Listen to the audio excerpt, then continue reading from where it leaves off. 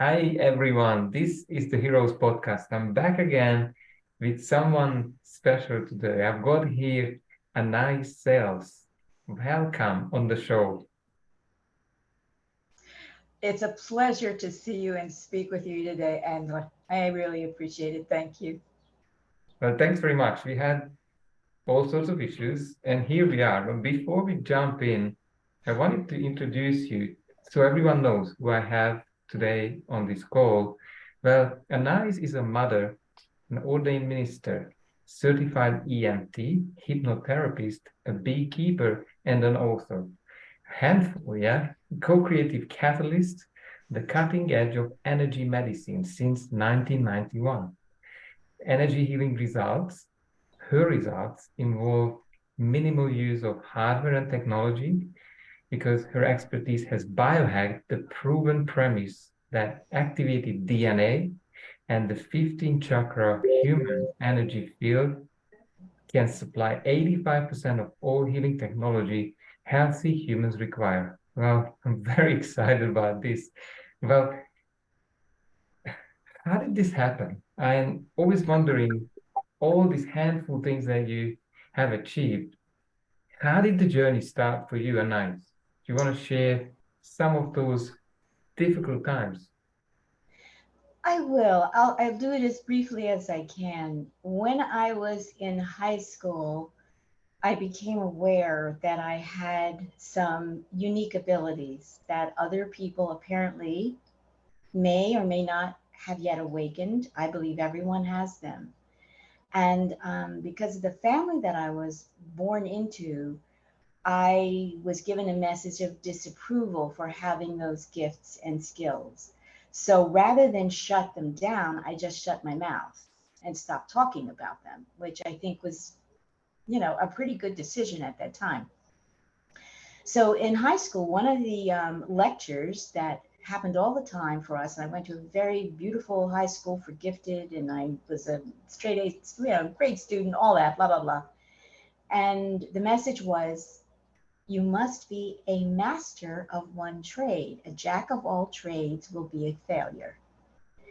I heard this message again and again and again and again as my own DNA continued to light up and send me in all these glorious directions. And I chose to listen to that internal message first and risk rejection and risk not being understood. That was what helped me be the person I am today, was that I had to learn how to navigate that emotionally, and it was very, very painful. I spent a lot of time alone. I developed a great relationship to nature because of that, and I had so many advantages in my family, so I was able to keep on going and stay in touch with me. Wow. um, yeah, one of the shocking things that happened in high school was we'd been given a writing assignment to write a short story, and I worked so hard on this and really let my imagination fly free. And when it was my turn to read my story out loud to my English class, I was so excited because I'd worked so hard on it. I finished reading it, and the English teacher came up to me to stand beside me in front of my entire class. And she said, now, ladies, this is an important lesson for you.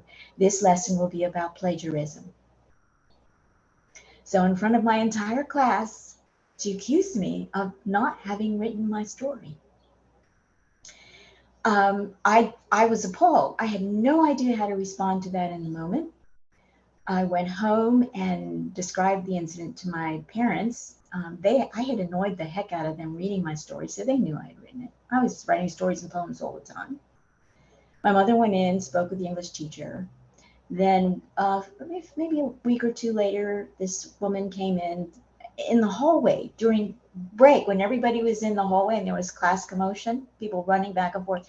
She said, I just want you to know that I took your story to the English department and everybody read it and we all found enough flaws in it that we could imagine that you might possibly have written it.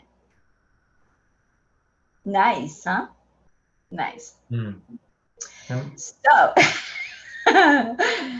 not an apology in front of my class where she had accused me. So, this is how I began to learn about the system early and how the system works and how the system will find ways to try to dampen your spirit, try to dampen your gifts, try to dent your self-worth, try to keep you small, try to erode your self-confidence or any trust that you have in yourself and who you are and what and you can do and will become. So I'll share that with you. Later in life, I married. I had a beautiful son. And then when my husband and I were ready to have a second child, I was diagnosed with an infertility problem that was caused by a copper 7. And I had asked my gynecologist to remove it, and he refused. This man actually refused. He said, "No, we're not." I said, "Yeah, I had to threaten to sue him to get this thing out of my body." Okay. Anyway, terrible scar damage. Couldn't conceive again. Both fallopian tubes completely occluded. I'm now sick. I've developed a secondary infection, a fungal infection. Both one of my kidneys was failing. I'm down to 80 pounds, and I'm laying on my sofa in a beautiful country home in Vermont that my husband and I had purchased. This is our dream home. We're going to live our dream, and I'm dying, and I'm 23 years old. Oh, I wanted to know why. Not why it was. I wanted to know there was some reason why I was laying on my sofa learning how to meditate, which I didn't know anything about meditation, and just going deep, deep within. I got the answers. And with those answers came, once again, from DNA igniting and sparking, a process for self healing. And I listened and I followed and I did this faithfully. There's something about taking small steps every day and that people need to really appreciate. When you commit to small steps and you trust yourself and you really honor who you are, you will make your journey in a really beautiful and glorious way. So I followed those instructions, and 2 years later, all of the scar tissue in my body fell out in one clump, and 2 years later, I gave birth to another child. So that was healing number one. First, heal thyself. Know thyself, heal thyself. That child, just before he was 2, developed rheumatoid. He was diagnosed with rheumatoid juvenile arthritis. I knew he was sick. I kept taking him to the pediatrician. Pediatricians weren't listening to me. It was a July 4th weekend. We were going to travel for the weekend. He was running 103 fever. My partner at the time came home. We were all getting ready to leave for Maryland. I said, "No, we're not going anywhere. This kid needs to be seen by a doctor now." I've called his physician. His physician is not listening to me.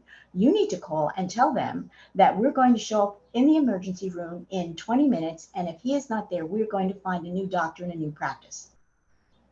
This is lesson 2, learning how to stand up for myself in the quote real world. Okay, so kid in the hospital for a week. I'm staying there with him. My other little son is being taken care of at home. I'm writing down everything. I'm making all the observations. I make a very important observation. I go home and I called one of my friends who's a doctor then at Children's Hospital in Philadelphia. I said, "Hey, if I take my child off of all milk products for 2 weeks, is this going to hurt him in any substantial way?" Answer, no. Did it? Turned out that it was a milk allergy that was presenting as JRA. 4 months later, he was completely in the clear. We eliminated everything, including whey, from his diet. He's happy, healthy today, decades later, never had another incident. Lesson number 2, first heal yourself, know yourself, heal yourself, and then you may have permission to help someone else. I wasn't trying to heal him. I was just trying to support him as his mother. So I was grinding up vitamins. I was giving him the best organic food. You know what? You just do what you need to do. Okay, so I learned that lesson. Then things progressed, life changed. I had my own business designing children's clothing, which I loved. Then my partner at the time decided he wanted to go to medical school. That was an interesting dynamic. And I needed to make a shift so that I could support the family while he went to medical school. I said, okay. So I became a shorthand court reporter. And I carried that burden for 5 years. And it was the best thing I could have ever done because I learned how to listen and listen for the truth and feel the signals in my energy field. When the truth was not quite being spoken, I would put a little mark on the transcription tape. And then later, when I would turn the transcripts in to my clients or the judge, I would say, "Please note where I've marked this transcript. You may find that section interesting." I made a lot of money. People loved the service that I gave them. and I was happily supporting my family. But I started having out of body experiences. I didn't know what that was about. Oh my goodness. Then one day on a break from court reporting case, a book fell on my head. It was by Robert Monroe, Journeys Out of the Body. I read it in like 24 hours and I thought, oh my God, this is great. Called the Monroe Institute. When can I come? Next retreat. Went to the retreat. Sound technology, balancing both hemispheres of the brain.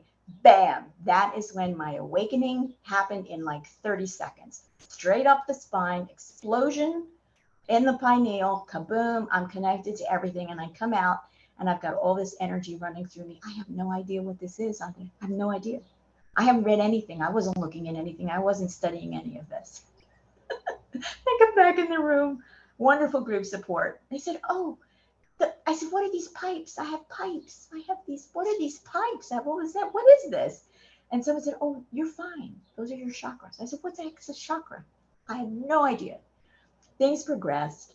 And then in 1991, which is about 2.5 years later, I was working alongside doctors in hospitals outside of the US because I couldn't do this work in the US, working with burn patients in pediatric oncology and getting spectacular results. No technology involved on my part.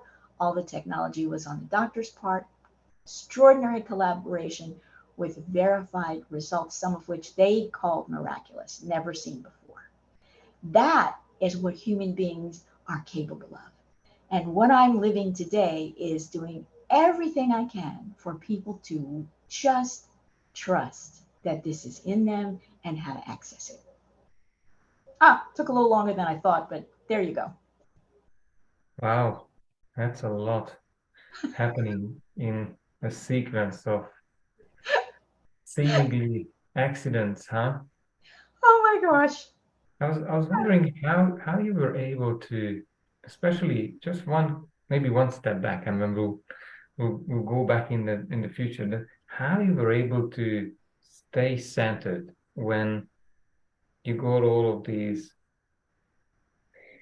less than optimal experiences as a child, because I'm working with a lot of people and they end up hammered so much that they give up themselves and they don't even remember. Parents helped you, or you had this inner, how did you do it? There's a place inside me that I am connected to that I feel is my connection to everything. And because it's my connection to everything, I call it the Living Lessons Library within me. And I was given so many special opportunities in ways that your audience might not be interested in, but many of this included a little bit of the things that scared my parents, the skips and gills that scared my parents. I relied on those things and I trusted. And I always carried the message, do no harm, please do no harm. And I stayed centered right here. So every time it became difficult, I went within. And this is how I learned about my own biospiritual anatomy, my greater energy field. And we all need this information because it's what will keep us from having the system of separation, which is what I call it, eat us alive. You say people listening to us through this interview, do they all have the same energy source in them and this they would have access to it, would you say?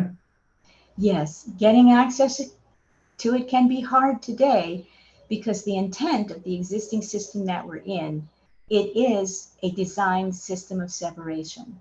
It is designed to keep us separated from who we are. It's designed to keep us from separated from knowledge that's within us, that we all should, could, our birthright is to have it. This information is in your DNA. And so my joy in life is helping people remember, helping them access, watching with pleasure as their lives change, as they learn how to use energy properly and stay connected. That's beautiful. I've seen this study probably a few years ago because NASA was looking for employees who are well, they still have creativity and able to resolve complex problems. And this study was looking at how people have been dumbed down through the traditional school system. So I think the numbers look like probably at age 4 or 5, there's 98% full creativity, able to initiate things. And by the time they came to age 15 and 20, it's the other way around. Like most of them are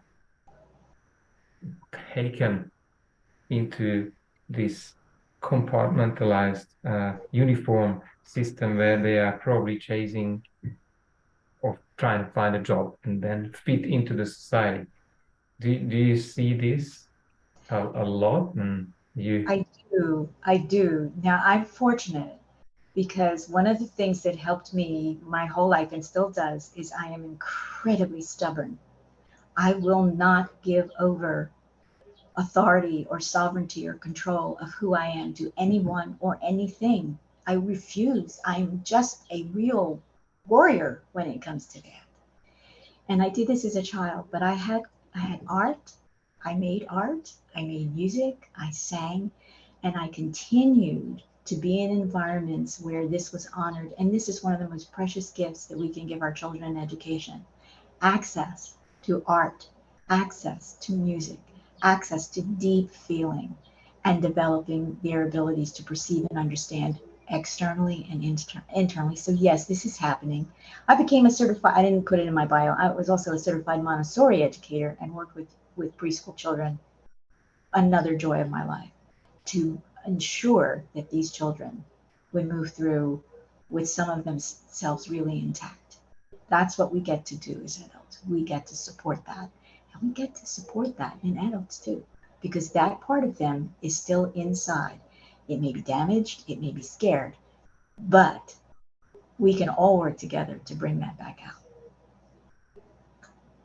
that's powerful notion. How are you helping? Anais, what is your process? Because you say they all have it in them.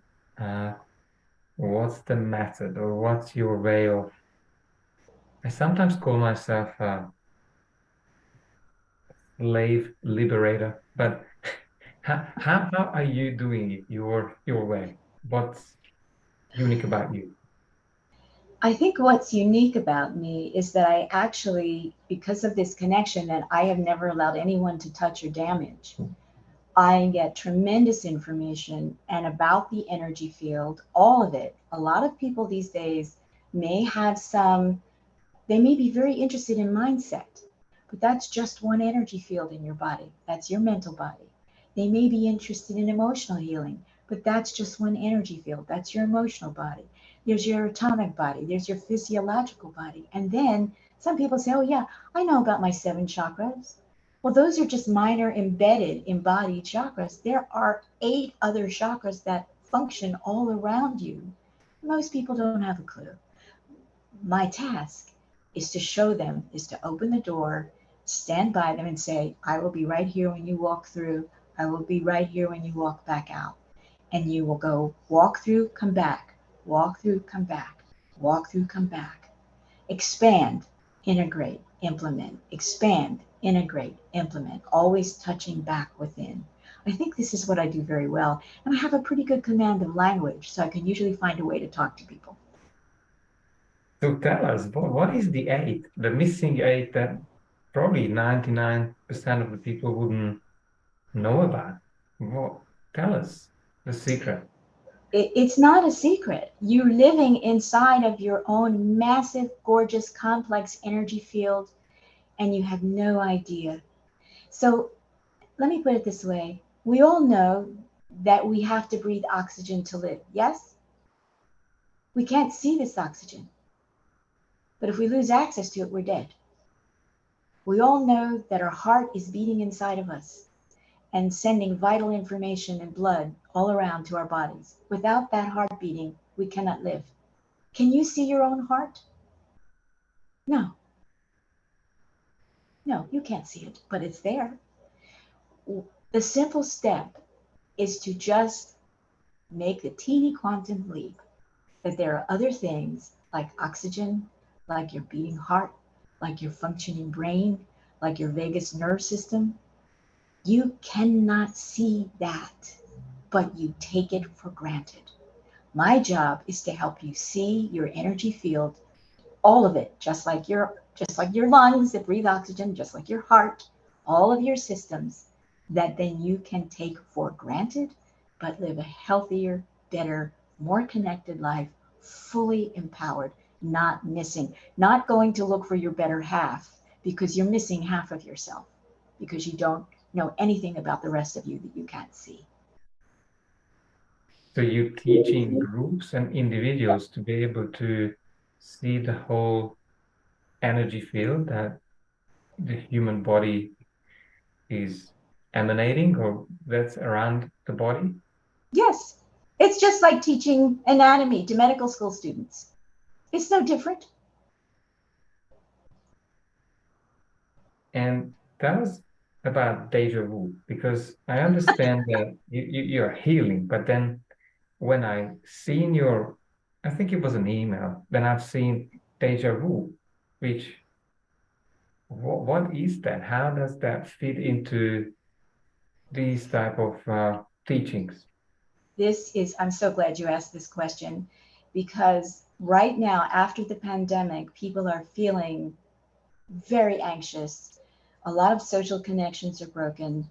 And young people, I say 22 to 45, still have the hormonal urge to connect and mate and possibly have children. And doing that now has become very problematic because of things that I won't go into great detail here, but I'm happy to, people can contact me and I'll tell them. But deja vu, most people are familiar with that. They have that momentary experience where they feel like, wait a minute, haven't I seen this before? Haven't I done this before? Haven't I been in this exact moment before?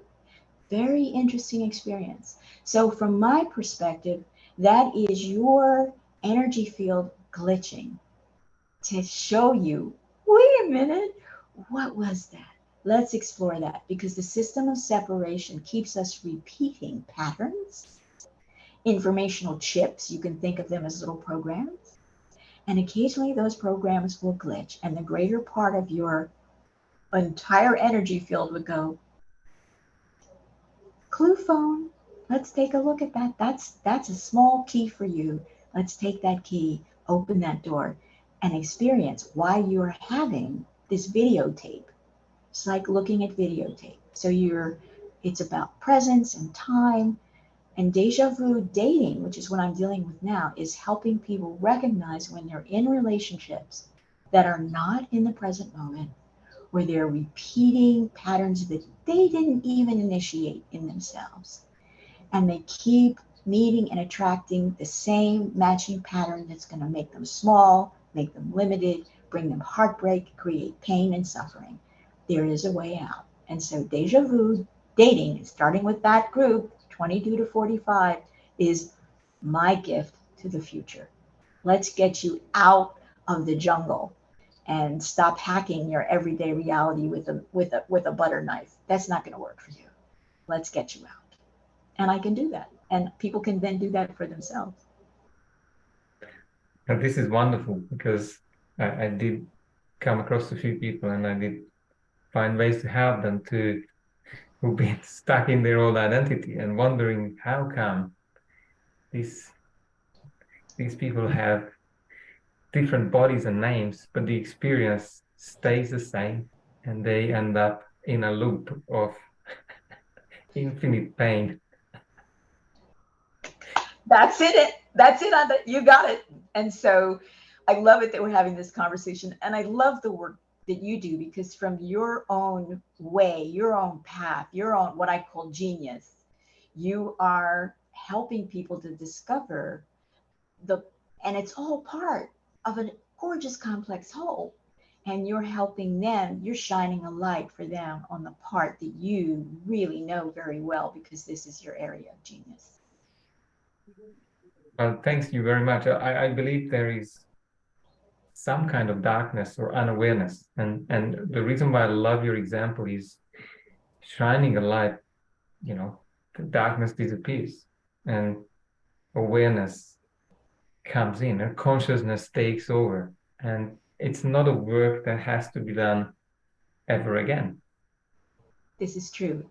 It's infinite, it's eternal, it's permanent. And the other thing I want to, this is important because a lot of people today call themselves light workers. Light and sound combined is key. Sound actually generates light. So if you're just working on the level of light, you're going to keep going around and round and round. You're only going to get so deep and so far. So come into the fullness, understand all of it. It's source connection, sound, light, your gorgeous complexity, and your own sovereignty and your willingness to claim it in whatever way you can. Have you got what I found through my process is that level of commitment is a big factor in getting results for people. What's your process, or how are you able to help people to get kind of committed so they are not playing the old broken records in their lives? How do you do that? I think we need to stand together in the work that we do, and the commitment comes when a person gets the tiniest reward, the moment of recognition, the full body feeling, the shivers and tingles, where they experience, oh, this is true for me. And once they get that little reward, they are then supported in maintaining the commitment because they know that there is more. And they will commit because, and it will happen that they will get another moment where everything just blossoms, sparks, shivers and tingles, and their outer reality changes. And they begin to notice. That's a spectacular reward. It takes a bit to get there. But this builds trust. And when you can trust yourself, when you can trust someone else, you're more likely to commit and keep going. And then we manage the fear. Fear is its own particular entity and animal. But we learn how to absolutely be in relationship to that, to the deficits in the dark, and not to run from it, to face it full on, embrace it, and appreciate the power that's in it, because that's also you. It's just you hiding. I love how you're putting this, and I'm seeing why you're telling this positive golden spiral that what most of us are hopefully taking the journey on, which is changing the mind and the body to then attract or allow those new experiences. And when we finally have a proof, a tangible proof, then there's a feedback mechanism that builds more self-trust, builds more self-confidence. And of course, with that energy, we're able to show up again as a next version. Would you say groups are key to have accountability and this process of evolution Yeah. to keep going for each of Yes, us? yes, accountability and support, and knowing that someone will listen to you when you're in a rough spot, and they'll just wait and support you patiently while you go through your process. And if you need help, they'll help you. One of the things that I love to share with people is this is a very simple concept. Any exception to the rule has broken the rule. Any exception to the paradigm has shifted the paradigm. Because if something has an exception to it and it's a rule, it's no longer a rule. It's a very simple thing to think about, really. So what I do is I really invite people to notice the exceptions. Pay more attention to the exceptions than to the rules. I love it. It's almost like sometimes I have this vision when one is sitting in the problem and all they can see is the problem, and then you know, these change workers come and they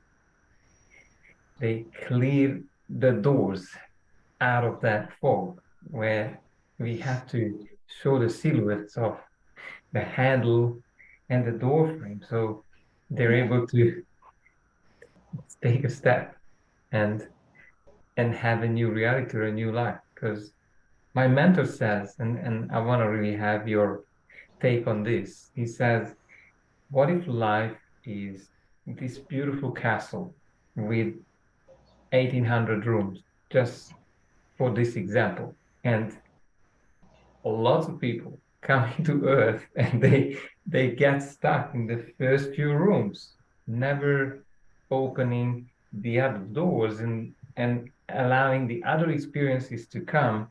And of course, then all they see is that one room, which is a tiny fraction of the potential that's been waiting all along. Yeah, I love that. It's exactly like that. And there's more than one castle with 18 rooms. You can get a passport. Once you've explored everything in the 18-room castle where you find yourself, and you go through it all, and you appreciate it all, and you love it all, and you're so embracing who you are in the experience, you get a passport. And that passport allows you entrance into all the other castles. And there are many, many, many, many of them. Many. Wonderful. And who is your typical client? If there is this one type of person, is tell us who is the person coming to you, who is seeking you out most of the time. Um, it's been men and women, predominantly women. More and more, it's coming in balance. Men, more or less, same number of men as women. But it's people who have been so deeply hurt. But there's something in them that's just like I don't know how to get to it, but I can feel it. And when I listen to Anaiis speak or when I'm in her presence, I feel it more. And so why don't I find out? And then I welcome them in and say, why don't we find out? And you'll go as far as you will go. I can't control that. But I don't go anywhere. I'm the castle In a lot of rooms, huh? with a lot of rooms. Yeah, yeah, he. Uh, they find more and more of what they feel inside. I had this. I remember when I was stuck, I felt there must be more Mhm. in my life, but there's been more that I could experience and enjoy. Yet there was this big invisible wall Yeah, of not understanding, not seeing the world as it is with this unlimited potential. yeah. And joy and beauty and love and abundance and co-creation. It's all right there. So let's stay with your metaphor. Let's imagine that people actually find the castle, and there is an illusion of a moat. There is an illusion that they see of a moat, and in that moat there are alligators and crocodiles and poisonous snakes, God knows what, flesh-eating bacteria in the moat. They don't yet feel enough of themselves to recognize that that's an illusion. It's not really there. It's a program. It's like watching the same video, it's deja vu, watching the same movie, same plot, same character line, same absolute plot over and over. That's the moment when someone says, I want the more who is me so badly. I'd rather die crossing the moat than not take the step. Do you feel that? I do feel it. Yeah. And today I was writing an article about Groundhog Day, the film Groundhog Day, and I prompted people to watch that movie, but finally not sit down to have a good laugh on a Hollywood movie, but watch the movie with the lenses of their lives. And It's one of the most profound movies ever made. All the information is right there. And I am so grateful for that film. I've actually written an article based on that because okay. everything is in that movie. Everything. It's right there. And his process. Yeah, I hear you. And I shared this, I don't know, the other day it just came up. I said, well, and I have a client not far from you in Philadelphia who has some issues. She's repeating, or he's repeating his self-sabotage daily. And we've been working for a while. And I said, well, your home play is to watch this movie, but really watch the movie and listen to all the principles that are shared because we always have choice. We could do or not do certain things, show up or not show up, but eventually time just goes by and your life expires. You know, there's one beautiful element in that film, which is the moment that he surrenders. And he's already tried to kill himself and he can't die. And he's already trying to find love and he can't connect. And in the moment where he surrenders and moves toward simple creativity, playing the piano, doing ice sculpture, and focusing on himself and stop putting himself in the position of trying to to be connected in a world that literally doesn't want him. Stop. And creativity is key.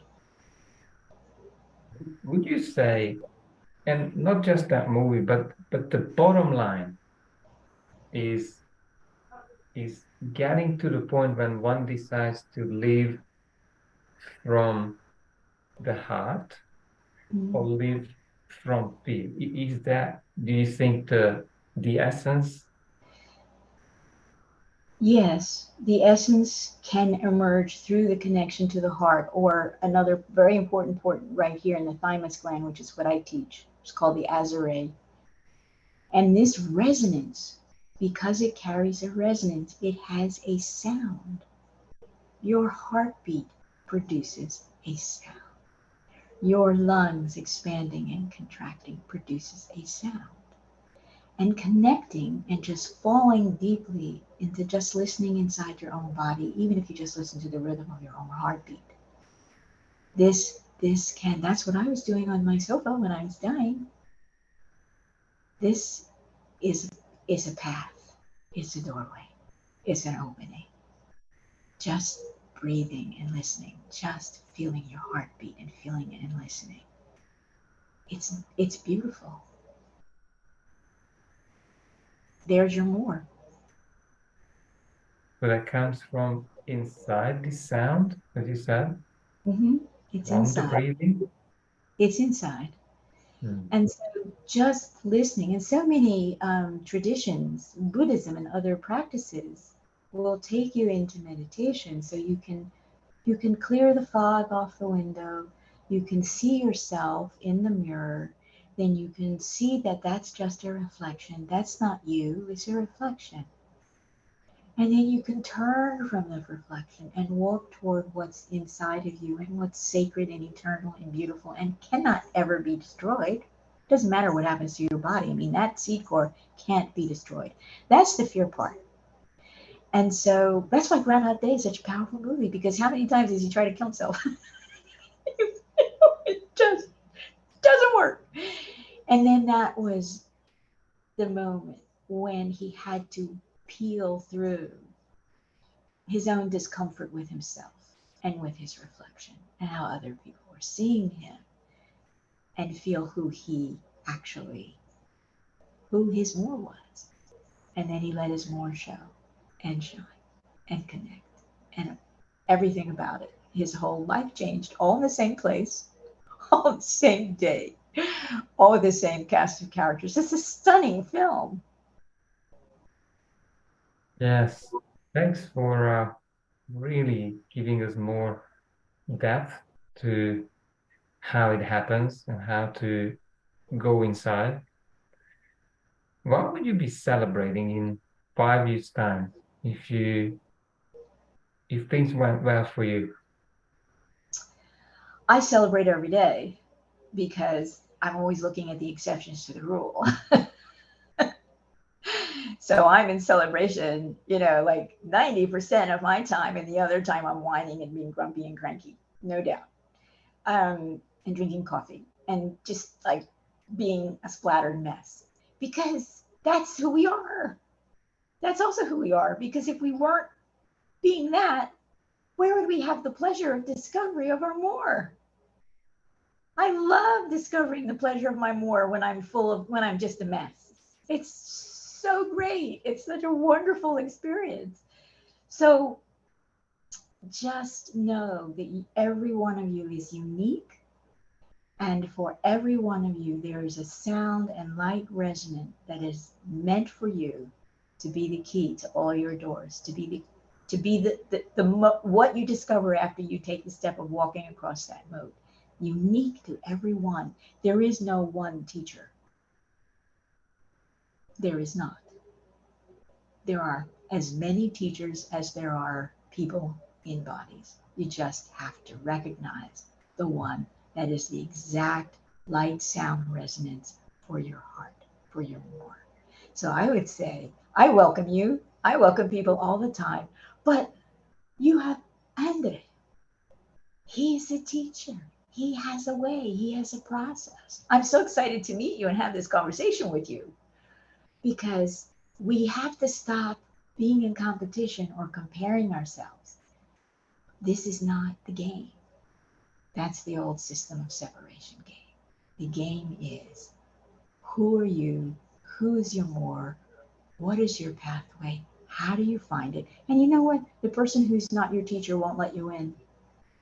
They'll be wise enough not to hurt you that way. Yes, very insightful. And so, how to get in touch with you? Someone's resonating with all of these things that you're sharing.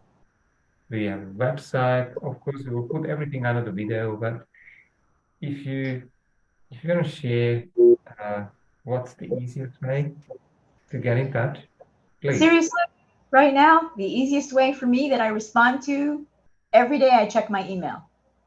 So you can tap me through an email, and then it has the information. He'll post it. Let me know of your interest and if I can add you to my email list. And then I will let you know what I'm doing and how you can get in touch with me. I have many things coming up. I have a webinar coming up on September the 9th about deja vu dating to get all of you people out of that cycle. It's miserable. And then I have an 8-week boot camp that takes that even deeper, so deep, that starts at the September 24th and runs for 8 weeks. And this is, if you've got the itch, this is where you can do the deep scratch that leads to the massage, that leads to all the touch points, that leads to you making discoveries about more you as you move into your dating to mating journey, which is one of the most important journeys you will ever make in your life. Wow. And I would love to have this conversation for the next few hours. Yet we're nearing the end. Is there anything I haven't asked? Is there anything that you would really want to share with maybe some of the listeners who are itching to have more, yet have all of these fears in the way, hoping to get more out of the life, yet it's not tangible? Thank you for asking that. There is one more thing, and that is, what does it mean to let go? There is a part of us, and every time we reach that moat and we have to walk across it to go into the castle and have the courage to go and look at a different room, we have to let something go. And usually it's a fear, deeply based fear, program, something that we became attached to us in our primary lives as children. The letting go, please, when you're invited to let go. And this can mean to people that you've known all your lives. This could be a spouse. This could even be one of your dearly loved children. We are in a time now of letting go. Because if we don't let go as a collective, we will not see what is there. We will stand on the moat, we will fall in, and that will be that. I don't wish that for everyone. You don't want to do that. Let go, walk across the moat, and go into the castle. And if you go by yourself, you go by yourself. Wow, that was profound. I really appreciate your time. I loved, especially this last one. It really resonates with some of the people I talk to. Guys, don't hang on because you will be standing hoping to see that castle and experience it, but cannot happen. Thanks very much for your time. I appreciate you. Pleasure. Thank you so much. God bless you, and we'll see you again. I hope so. This is wonderful fun. Thank you so much. Thanks.